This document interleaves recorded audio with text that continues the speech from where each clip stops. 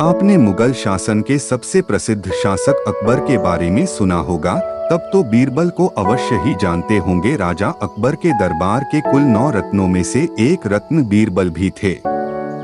जब कभी बादशाह अकबर किसी समस्या या परेशानी में फंस जाते थे, तब वे बीरबल से सुझाव लेते थे। बीरबल भी बहुत ही बुद्धिमान थे और उनकी बुद्धिमानी के चर्चे दूर दूर तक मशहूर थे। उनकी इसी बुद्धिमत्ता के कारण शाही दरबार में भी उनके कई शत्रु बन गए थे, जो बीरबल को पसंद नहीं करते थे और उनका अपमान करने का कोई अवसर नहीं छोड़ते थे। लेकिन बीरबल अपनी चतुराई और बुद्धिमानी से हमेशा उन सभी को उनके ही जाल में फंसा देते थे। हम आपके लिए अकबर और बीरबल के मजेदार किस्से कहानियां, जो कि बहुत ही मनोरंजक एवं रोचक है। एक बार बादशाह अकबर का शिकार करने का मन हुआ। बादशाह अकबर अपने कुछ सैनिक और बीरबल के साथ शिकार के लिए निकल पड़े।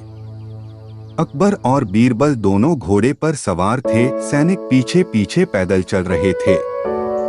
बादशाह अकबर को कुछ महसूस हुआ और उन्होंने शिकार का निशाना लगाने के लिए तीर निकाला। जैसे ही बादशाह ने निशाना लगाने के तीर को साधा, तो तीर ने नुकीले भाग से बादशाह चोटिल हो गए और खून निकल आया। यह देखकर बीरबल को हंसी आ गई। अकबर को गुस्सा आ गया।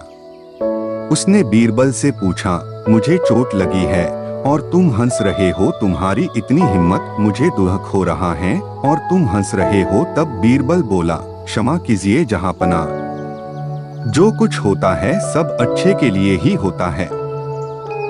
अकबर कहते हैं, मुझे चोट लगी है और तुम्हें यह अच्छा लग रहा है। अकबर गुस्सा होकर सैनिकों को आदेश देता है कि बीरबल को बंदी बनाकर जेल में डाल दो। अब बादशाह अकबर अकेले ही शिकार करने के लिए आगे बढ़ा।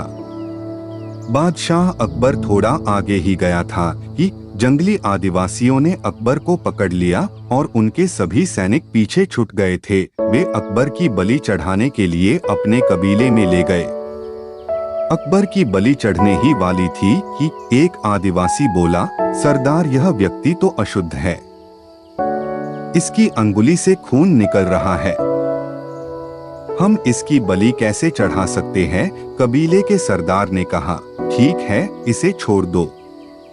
जब बादशाह अकबर जंगल से अपने महल पहुंचे तो राजा बीरबल से मिले और कहा, बीरबल, मुझे माफ करना, तुमने सही कहा था कि जो भी होता है वो अच्छे के लिए होता है, मुझे तुमको सजा नहीं देनी चाहिए थी। बीरबल फिर बोलता है, कोई बात नहीं, जो होता ही अच्छे ले लिए होता है। अकबर बोलता है, अब तुम मुझे क्या समझाना चाहते हो? बीरबल बोला, यही कि जहांपनाह, यदि आपने मुझे सजा नहीं दी होती तो वो आदिवासी कबीले मेरी बलि चढ़ा देते।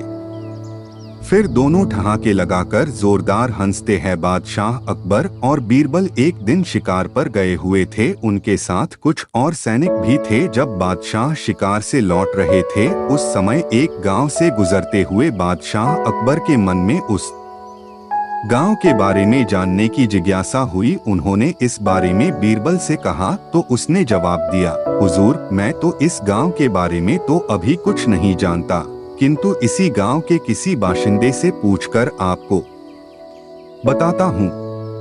बीरबल ने एक आदमी को बुलाकर पूछा, क्यों भाई, इस गांव में सब ठीक ठाक तो है ना? वह आदमी बादशाह को पहचान लिया और बोला, हुजूर, आपके राज में कोई कमी कैसे हो सकती है? तुम्हारा नाम क्या है? बादशाह ने पूछा। गंगा, वह आदमी बोला। तुम्हारे पिता का नाम जमुना और माँ का नाम सरस्वती है, हुजूर, नर्मदा। यह सुनकर बीरबल ने उसकी चुटकी लेते बोला, हुजूर, तुरंत पीछे हट जाइए। यदि आपके पास नाव हो तभी आगे बढ़े, वरना नदियों के इस गांव में तो डूब जाने का खतरा है। यह सुनकर बादशाह अकबर हंसे बगैर न रह सके। जब बादशाह अकबर बहुत छोटे थे, उसी समय उनकी माँ का देहांत हुआ था। चूंकि वह बहुत छोटे थे, इसलिए उन्हें माँ के दूध की दरकार भी थी। महल में तब एक दासी रहती थी, जिसका शिशु भी दुधमुहा था। वह नन्हे अकबर को दूध पिलाने को राजी हो गई। दासी का वह पुत्र व अकबर दोनों साथ साथ दासी का दूध पीने लगे। दासी के पुत्र का नाम हुसिफ था। चूंकि हुसिफ व अकबर ने एक ही स्त्री का दुग्धपान किया था, इसलिए वे दूध भाई हो गए थे। अकबर को भी लगाव था हुसिफ से। समय बीतता रहा। अकबर बादशाह बन गए और देश के सर्वाधिक शक्तिशाली सम्राट बने। लेकिन हुसिफ एक मामूली दरबारी तक न बन पाया। उसकी मित्रता जुआरियों के साथ थी और कुछ ऐसे लोग भी उसके साथी थे जो पैसा फिजूल बहाया करते थे। एक समय ऐसा आया जब हुसिफ के पास 2 समय के भोजन के लिए भी पैसा पास था। लोगों ने तब उसे बादशाह के पास जाने को कहा। हुसिफ ने बादशाह अकबर के पास जाने की तैयारी शुरू कर दी। हुसिफ के दरबार में पहुंचते ही बादशाह ने उसे ऐसे गले लगाया जैसे उसका सगा भाई ही हो। लंबे अरसे के बाद हुसिफ को देख बादशाह बेहद खुश थे। उन्होंने उसकी हर संभव सहायता करनी चाहिए। सबसे पहले अकबर ने हुसिफ को अपने दरबार में नौकरी दे दी। इसके अलावा रहने के लिए बड़ा मकान, नौकर चाकर, घोड़ा गाड़ी भी दी। यही नहीं, उसके निजी खर्च के लिए एक मोटी रकम हर महीने उसको मिलती थी। अब हुसिफ की जिंदगी अमन चैन से गुजर रही थी। उसे किसी भी चीज की कमी नहीं थी। यदि तुम्हारी कुछ और जरूरतें हो तो बेहिचक कह डालो, सब पूरी की जाएंगी, बादशाह ने हुसिफ से कहा।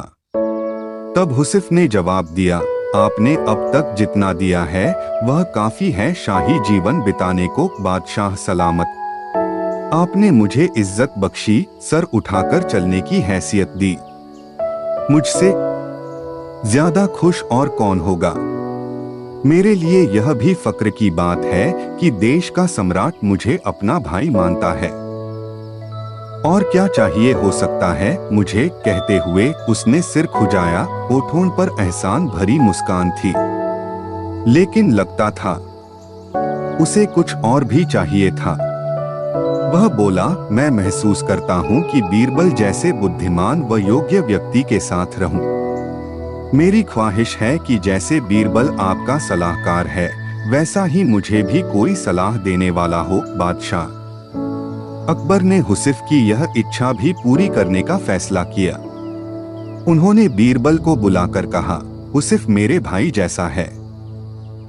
मैंने उसे जीवन के सभी ऐशो आराम उपलब्ध करा दिए हैं, लेकिन अब वह तुम्हारे जैसा योग्य सलाहकार चाहता है। तुम अपने जैसा, बल्कि यह समझो अपने भाई जैसा कोई व्यक्ति लेकर आओ जो हुसिफ का मन बहला सके। वह बातूनी न हो, पर जो भी बोले नपातुला बोले। उसकी बात का कोई मतलब होना चाहिए। समझ गए न कि मैं क्या चाहता हूँ। पहले तो बीरबल समझ ही न पाया कि बादशाह ऐसा क्यों चाहते हैं। उसे हुसिफ में ऐसी कोई खूबी दिखाई न देती थी। जी हुजूर, बीरबल बोला, आप चाहते हैं कि मैं ऐसा आदमी खोजकर लाऊं जो मेरे भाई जैसा हो। ठीक समझे हो, बादशाह ने कहा। अब बीरबल सोचने लगा कि ऐसा कौन हो सकता है जो उसके भाई जैसा हो। हुसिफ भाग्यशाली है जो बादशाह उसे अपना भाई मानते हैं और उसे सारे ऐशो आराम उपलब्ध करा दिए हैं। लेकिन बीरबल को हुसिफ की यह मांग जची नहीं कि उसके पास भी बीरबल जैसा सलाहकार हो। बादशाह बेहद सम्मान करते थे बीरबल का, और बीरबल भी बादशाह पर जान छिड़कता था। लेकिन हुसिफ तो इस लायक कतई नहीं था। अब बीरबल सोच ही रहा था कि समस्या को हल कैसे किया जाए। तभी पास की पशुशाला से सांड के रंभाने की आवाज आई। बीरबल तुरंत खड़ा हो गया। आखिरकार उसे अपने भाई जैसा कोई मिल ही गया था। अगले दिन उस सांड को लेकर बीरबल महल में जाकर अकबर के सामने खड़ा हो गया। तुम अपने साथ इस सांड को क्यों यहाँ लेकर आए हो? बीरबल अकबर ने पूछा। यह मेरा भाई है। बादशाह सलामत, बीरबल बोला, हम दोनों एक ही माँ का दूध पीकर बड़े हुए हैं, गौ माता का दूध पीकर, इसलिए यह सांड मेरे भाई जैसा है, दूध भाई। यह बोलता भी बहुत कम है। जो इसकी भाषा समझ लेता है उसे यह कीमती सलाह भी देता है। इसे हुसिफ को दे दें, मेरे जैसा सलाहकार पाने की उसकी इच्छा पूरी हो जाएगी। बीरबल का यह उत्तर सुनकर अकबर को अपनी गलती का एहसास हुआ। तब उन्हें लगा कि जैसे उन जैसा कोई दूसरा नहीं, वैसे ही बीरबल भी एक ही है। एक दिन एक कवि किसी अमीर आदमी से मिलने गया और उसे कई सुंदर कविताएं इस उम्मीद के साथ सुनाई कि शायद वह अमीर आदमी खुश होकर कुछ इनाम जरूर देगा। लेकिन वह अमीर आदमी भी महाकंजूस था। बोला, तुम्हारी कविताएं सुनकर दिल खुश हो गया। तुम कल फिर आना, मैं तुम्हें खुश कर दूंगा। कल शायद अच्छा इनाम मिलेगा। ऐसी कल्पना करता हुआ वह कवि घर पहुंचा और सो गया। अगले दिन वह फिर उस अमीर आदमी की हवेली में जा पहुंचा। अमीर आदमी बोला, सुनो कवि महाशय, जैसे तुमने मुझे अपनी कविताएं सुनाकर खुश किया था, उसी तरह मैं भी तुमको बुलाकर खुश हूँ। तुमने मुझे कल कुछ भी नहीं दिया, इसलिए मैं भी कुछ नहीं दे रहा। हिसाब बराबर हो गया। कवि बेहद निराश हो गया। उसने अपनी आप बीती एक मित्र को कह सुनाई और उस मित्र ने बीरबल को बता दिया। सुनकर बीरबल बोला, अब जैसा मैं कहता हूँ वैसा करो। तुम उस अमीर आदमी से मित्रता करके उसे खाने पर अपने घर बुलाओ। हाँ, अपने कवि मित्र को भी बुलाना मत भूलना। मैं तो खैर वहां मौजूद रहूंगा ही। कुछ दिनों बाद बीरबल की योजनानुसार कवि के मित्र के घर दोपहर को भोज का कार्यक्रम तय हो गया। नियत समय पर वह अमीर आदमी भी आ पहुंचा। उस समय बीरबल, कवि और कुछ अन्य मित्र बातचीत में मशगूल थे। समय गुजरता जा रहा था, लेकिन खाने पीने का कहीं कोई नामो निशान न था। वे लोग पहले की तरह बातचीत में व्यस्त थे। धनवान की बेचैनी बढ़ती जा रही थी। जब उससे रहा न गया तो बोल ही पड़ा, भोजन का समय तो कब का हो चुका। क्या हम यहाँ खाने पर नहीं आए हैं? खाना? कैसा खाना? बीरबल ने पूछा। अमीर आदमी को अब गुस्सा आ गया। क्या मतलब है तुम्हारा? क्या तुमने मुझे यहाँ खाने पर नहीं बुलाया है? खाने का कोई निमंत्रण नहीं था। यह तो आपको खुश करने के लिए खाने पर आने को कहा गया था, जवाब बीरबल ने दिया। अमीर आदमी का पारा 7वें आसमान पर चढ़ गया। क्रोधित स्वर में बोला, यह सब क्या है? इस तरह किसी इज्जतदार आदमी को बेइज्जत करना ठीक है क्या? तुमने मुझसे धोखा किया है। अब बीरबल हंसता हुआ बोला, यदि मैं कहूँ कि इसमें कुछ भी गलत नहीं तो तुमने इस कवि से यही कहकर धोखा किया था ना कि कल आना, सो मैंने भी कुछ ऐसा ही किया। तुम जैसे लोगों के साथ ऐसा ही व्यवहार होना चाहिए। अमीर आदमी को अब अपनी गलती का आभास हुआ और उसने कवि को अच्छा इनाम देकर वहां से विदा ली। वहां मौजूद सभी बीरबल को प्रशंसा भरी नजरों से देखने लगे।